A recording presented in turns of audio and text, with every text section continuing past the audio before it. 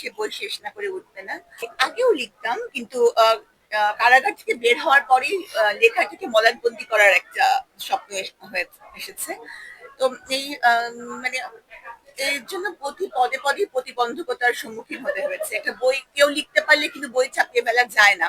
তার জন্য এরকম প্রকাশক লাগে, এডিটর লাগে, তার প্রচ্ছদ শিল্পী লাগে, অনেক কিছু লাগে। আমার বাইন্ডিং, কারো কত কিছু মেকআপের ব্যাপার আছে, এগুলো তো বুঝিও না ঠিক মতন। তো একটা লম্বা রাস্তা।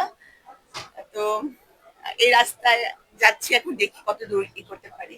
আমার লেখা প্রত্যেক পাঠক পাঠিকাকে পড়তেই হবে, এবং যে একবার আমার বইটা ধরবে, আমি এটা বলতে পারি, সে বই শেষ না করে উঠবে না।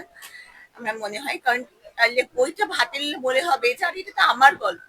এখানে তো সাবিনা তার কথা বলে না, এখানে আমার কথা বলা হয়েছে। একটা অ্যাটাচমেন্ট ফিল করবে, এবং এখানে অনেকগুলো বার্তা আছে যেগুলো আমরা ইউজুয়ালি আমাদের ডে টু ডে লাইফে কনফ্রন্ট করি, সেই ইস্যুস গুলা। প্রেম বলেন, বিচ্ছেদ বলেন, বিরহ, মিলন, রোম্যান্স, পরকীয়া, যাই হয় মানুষের জীবনে, মৃত্যু, সবকিছুই এখানে আছে। Thank you so much.